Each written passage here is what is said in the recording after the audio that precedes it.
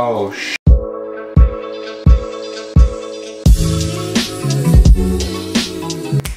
So could you guys guess what I made from that short little intro? Probably not, because just like I said, it's very short. None of you asked me to make it either, but I am anyways. And in this video, we are making a CO2 plunger, you know, for those big blockages. All right, so anyways guys, let's get right into building this thing. Ready, set, go. So here's the basic design that I have come up with for a CO2 powered plunger. Basically what you have here is the main view of the plunger itself. Don't mind these. I was gonna make it like hilts so that you can handle it, but then I thought, that's dumb because this isn't a sword, this is a plunger.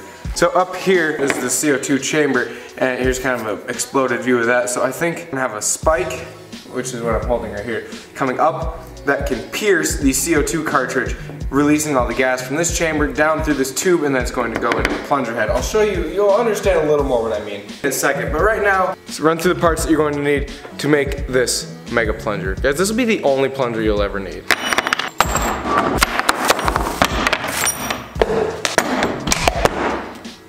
Hey guys, so if you're a nerd and didn't catch all that, let me go through them by name. You'll need a plunger, 2 3/4 inch end caps for metal pipe, obviously. Guys, please, if you're going to do this, for the love of heaven and earth, don't use galvanized pipe. We're gonna do a little bit of welding, it's gonna be cool, but do not use galvanized pipe.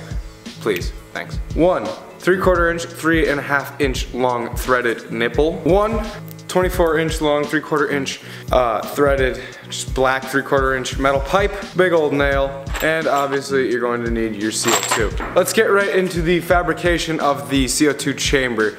All right, sounds good. Back to the table. The thought here is what we're going to do is take probably about 1.5 inches off of this nail, cut it off. We're gonna use this spike to puncture this CO2 cartridge right at the end. Obviously to do that, we're going to need kind of build a chamber out of these things. I want enough nail so that this is sticking out far enough that you can start to screw this on and then kind of twist it down to activate it, like, you know?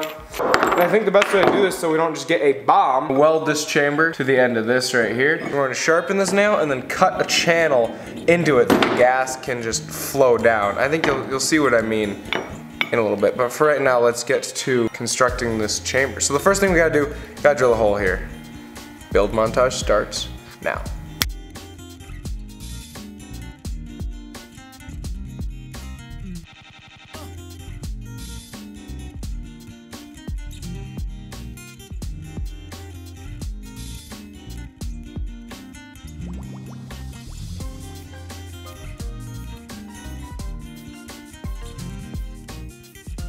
So we have our hole in the back of our thing, and that, if you look, is just about perfect. I think the next course of action is to fabricate our puncturing tip, so let's get to that right now.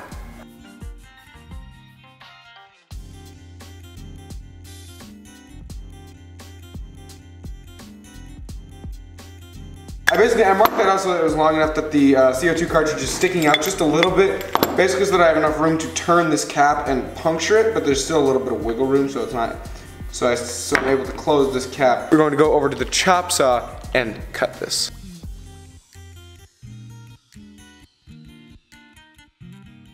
We have our little needle here. I think what we're going to do now, cut a groove so that the gas can escape, so that we don't just have obviously a bomb in the back of a metal plunger. I think that's the moves for right now. I'm probably just gonna use an angle grinder. So anyways, let's get to that.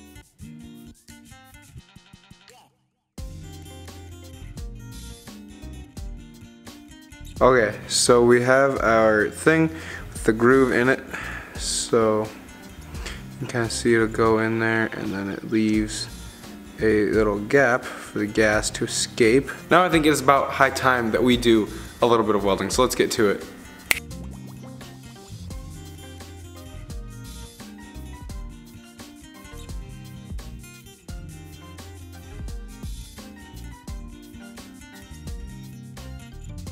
So quick question, do you guys know that part in the project where everything starts to go wrong?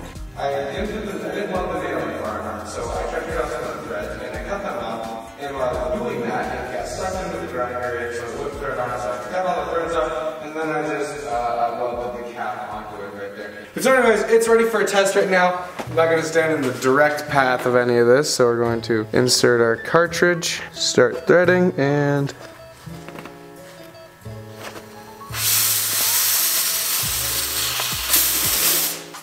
okay, so what happened was kind of exactly what I feared was gonna happen. When I pressed this down onto the nail, it kind of sealed itself, so what I think you gotta do is like, you know? Now that I know it's not that dangerous, I'm gonna try it again. I got 15 shots, so.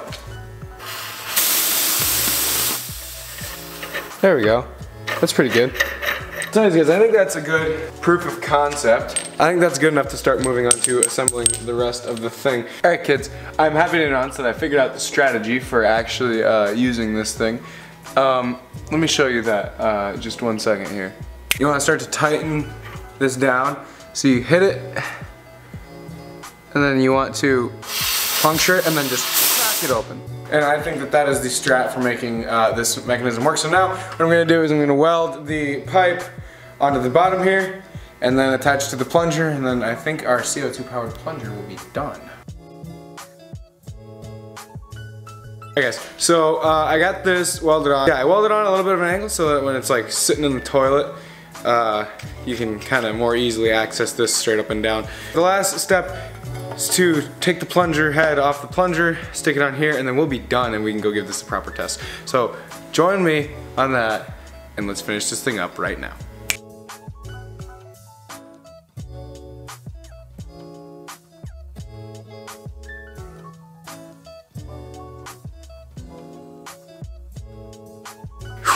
Alright guys, that nearly completes, I think, one of the most industrial looking plungers you will ever see. I did forget, you need to cut away this little hole, obviously, so that the air can get through. So I'm going to get a knife and I'm going to do that right now. Boom. There we go, so now we have a hole all the way through. Let's go test it. Alright guys, welcome to my bathroom. I gotta get down a little bit, it's a bit tight quarters in here. I think first we're going to try it without a clog, just to see how it goes, and then we might, I don't know, might shoot some newspaper up in there or something, see if I can clog it up and see how this works. So I'm gonna redirect you guys to the toilet right now. So let's stick our CO2 plunger, try to stick this off to the side a little bit here. Drop in our load, plunge down to kind of try to seal it. Pop the cap. Well, I mean, it did what it was supposed to. Alright, I'm gonna give that one more try. Now we're going to try to seal it a little bit, add our cartridge. Pop the cartridge and then, but I think it does force some water down there. I'm gonna try putting a clog in it.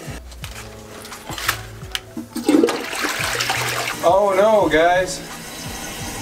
A clog seems to have developed. Alright guys, so we have our simulated clog down there. Alright, so I'm going to see if our plunger, we have our CO2 cartridge loaded.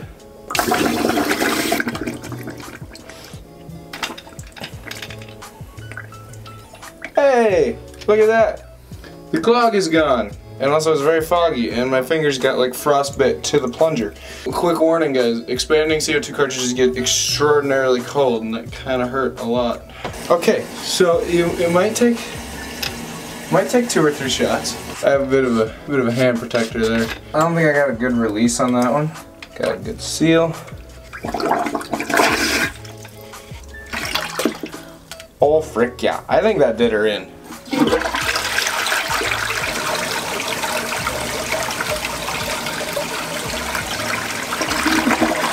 Look at that! Guys, I don't believe it. Something I made actually works and does its function. I think that first shot was bad. I think that second shot actually was like very good. That was going to do it for this episode of South Dakota Man. I really hope you liked it. Thank you so much for sticking by me. The last video did so awesome. I was hyped. So thank you guys so much for actually watching the videos. I really appreciate it. And we'll catch you guys in the next episode of South Dakota Man. We'll see you soon. Bye.